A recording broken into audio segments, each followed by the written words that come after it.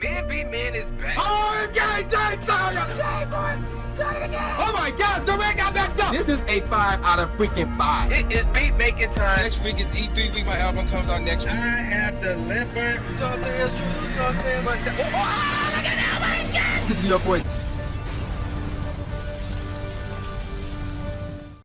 Alright, ladies and gentlemen of the YouTube citizens, y'all know who this is. This is your boy Dash the True Inferno. And we got another Star Wars gameplay for you here. Now, last week, I have started my really long quest to finding my top 10 shows of all time. And we started back down to my top 10 live action shows, or top 10 Nickelodeon live action shows ever.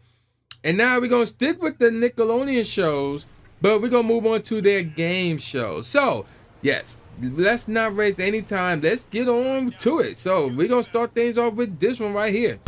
Number 10. Think Fast.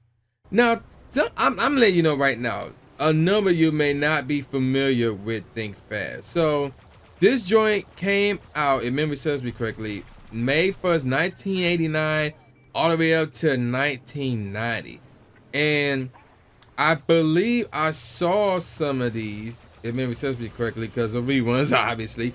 Now, there was 2 seasons, but 106 episodes. They got all that in 2 years. That's kind of good. That's kind of unbelievable if you believe that or not. So, here's how this works. So, basically, there's 2 teams of 2. One of them wearing gold and another wearing blue, competing in various events that were quote-unquote boggle the mind as well as the bodies. The team that completed each stunt won money, $50 for round 1, $100 for round 2. In the keratin era, it was possible for some events to end in a draw. Now, and I'll explain the eras in a second. Whether by both teams failing to complete a stunt or by a tie score. When both teams failed, no money was awarded to either team. With the tie score, the money was awarded to each team. Also in the keratin era, some events require a team to buzz in when they were done. If a team buzzed in without completing the event properly, the other team won.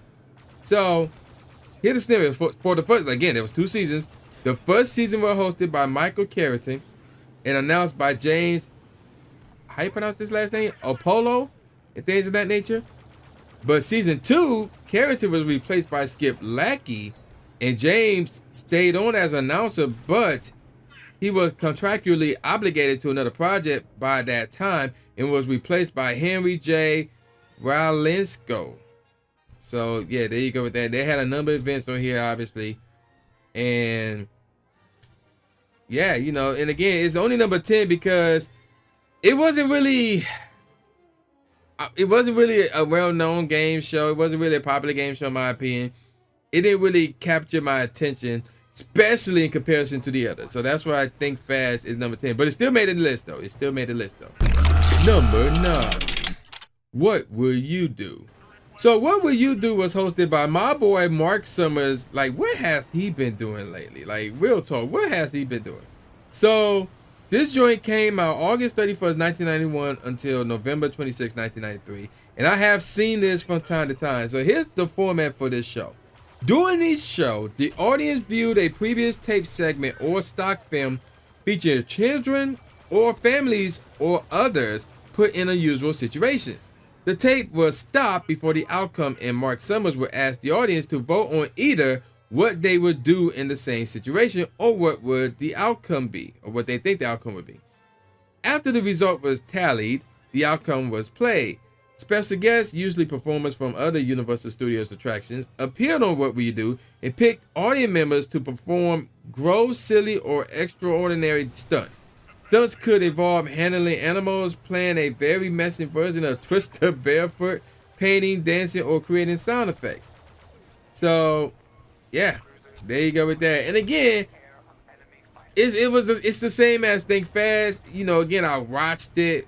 And my boy Mark Summers on there, he's always an entertaining host, especially, since he hosted Double Dare. More on that later. But this one isn't high on my list because it didn't really capture my attention, didn't really hold my attention rather. Now there was 2 seasons, and there was 90 episodes. And the reason why this is higher than Think Fast because they had Mark Summers. That's the only reason. Now, everything else on this list did capture my attention, and I did watch on a regular basis to some degree. So, with that said, let's move on to number 8.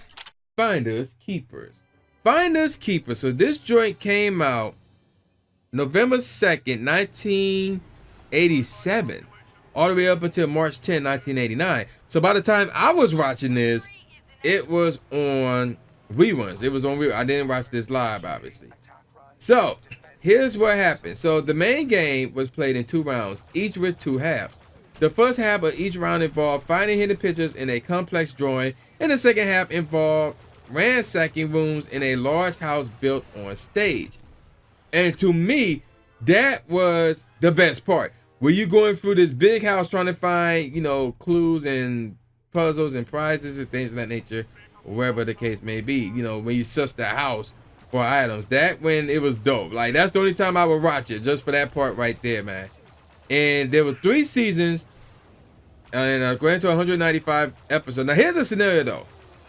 Nickelodeon had 130 of those episodes, and they ran the show from 1987 to 1988, but it was syndicated, or it was ran by syndicate. No, it was syndication. It was broadcast syndication rather, from 1988 to 1989. And yeah, I have to say, to be honest, Finders Keepers is an underrated game show. Not a lot of people talk about Finders Keepers, and again, I like the part where you get to suss the house. You know, when you get to be physically active and you got to deal with the environment, especially as a kid. I always picture that to be dope as heck, though. So, Finder Keepers, even though I like that part, but I didn't like the whole show. Like, I would only watch the show for that part right there, where you get to suss the house and things of that nature. And plus, the other shows listed above were just better, to be honest. Number 7, Figured It Out. Oh, man. So, figure it out. So, let me explain to you guys how this works. Okay. So, each episode has 2 sets of 3 timed rounds. So, we're talking more than likely, possibly a grand total of 6 rounds here. Originally, all 60 seconds in length for the Revival series, rounds 2 and 3 rather, would play for 45 seconds, in which the panel takes turn asking yes or no questions to try and guess the contestant's talent. So, let me set the stage for you. So we had like I think a number of 4 panels or panelists rather, and they normally are Nickelodeon celebrities. So whether they're from All That, from Kenan and Kel, Clarissa Explains It All, or whatever, and a normal kid will be on the show with an amazing talent, and it's up to the panel to try and guess what that talent is. So for each round that passes, when the panel does not guess what the talent is, that kid will win something. But when obviously they get through all 3 rounds, and the panel after the end of the 3rd round will actually take a shot of what the talent is, if they don't figure it out, then the kid will normally win an amazing prize, which is normally a trip to somewhere or whatever the case may be.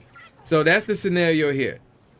And obviously they're going to be asking yes or no questions. So once a panelist asks a question with a no answer, their turn ends, and the next panelist's turn starts. If at any time a panelist cannot think of a question on their turn, they may pass the turn to the next panelist. Each time a panelist mentions a word that is a part of the phrase that's described as secret talent, the word is turned over on a game board displaying the puzzle. This game board was referred to as Billy the Answerhead. Y'all remember that one? During the original series 1, and is simply known as the It board in the show's later adoption. I didn't see the later adoption, probably because of the panel that was involved. It does compare to the old panel. That's probably why. So this game board shows which words of the phrase, are guessed, along with blanks denoting words that the panel did not solve. Prepositions and articles such as of and in are provided automatically. During the very early episodes of the show, synonyms of the words that were on the board were accepted by the judges. For example, panelists receiving the word song by saying the word carol, things of that nature. This was later changed to a panelist having to say the exact word in a contestant's talent in order for that word to be revealed on the board. So, yeah, I ain't gonna read the rest of it because there's a lot of stuff here. Now, there's also other contest that's going on involving an audience member. Like in round 2, I forgot what it was, but they had to guess the secret word. Like if the secret word was guessed, then was not guessed, then that random audience member would win a prize or something like that. If it was guessed, then they won't win a prize. And also the panelists could get slimed on Here's Red. They say a secret word themselves. So yeah, it was a lot of stuff going on. There was a grand total of 6 seasons and 218 episodes. Now the original joint, which was the best one, ran from July 7, 1997 to December 12, 1999. Now they revived the series from June 11, 2012 to July 16, 2013. So again, there was a number of, special guest panelists involved here. So we're talking Danny Tamborelli, Kevin Coppello, Amanda Bynes, Lori Beth Denberg. Now those were the regulars, and they were a part of the first 4 seasons, where Lori Beth was a part of the first 3. And then in season 5 and 6, we got Kiera Bravo and Matt Bennett. Now, of course, there was others who was involved, like Kel Mitchell, Kenan Thompson, and Cedric Saballo. So we had NBA players on here as well. Doug E. Doug, I think he was a rapper actually. So yeah, that's pretty cool. And there was a number of celebrities. So even Evander Holyfield and the Giant, Hacksaw Jim Duggan, Chris Jericho, Coolio, Cousin Skeeter. So again, it wasn't, I had to correct myself, it wasn't just Nickelodeon celebrities. I see Brian Niles from the Nasty Boys, Cat Dog. I ain't gonna explain that one. So Megan Good, oh my gosh. Okay, we ain't gonna get into that one. Meyer, Penny Hardaway. So there was Richard Simmons. There was a number of well-known talent back then that made an appearance on the show. And this was just like the first 4 seasons. So this is the OG joint. Now the new joint, I'm looking at this list, special guest panelists, and nobody that I see listed I recognize, with the exception of Metal World Peace, aka Ron Artest, and Tony Hawk, Victoria Justice, and that's, oh wait, and obviously Ariana Grande, and that's pretty much it. Everybody else I may recognize if I see the face, but I ain't gonna get into it. So there you go with that. So that's Figure It Out. Again, I would watch that show all the time, but it wasn't as entertaining as the remaining game shows that are listed above this. Moving on. Number 6. Get the Picture. Get the Picture. That joint aired March 18th all the way up to December 16, 1991. And it was hosted by Mike O'Malley. And again, this is another big time game show host. Y'all should remember him from another game show that was on Nickelodeon. I'll get more on that later. So here's the scenario here. This show features 2 teams answering questions and playing games for the opportunity to guess a hidden picture on a giant screen made up of 16 smaller screens. So this joint has 2 seasons, and so let me get this straight. It was 2 seasons and 105 episodes. And all this was done within the year. Not exactly a year, but within the year. Now that's crazy. Alright, so here's how this works. So there's 2 teams of 2 players, one wearing orange jumpsuits and the other one wearing yellow jumpsuits. And they compete against each other. The object of the game was to correctly guess hidden pictures on a 16 square video wall and to answer general knowledge trivia questions to earn opportunities to guess. Yeah, to guess.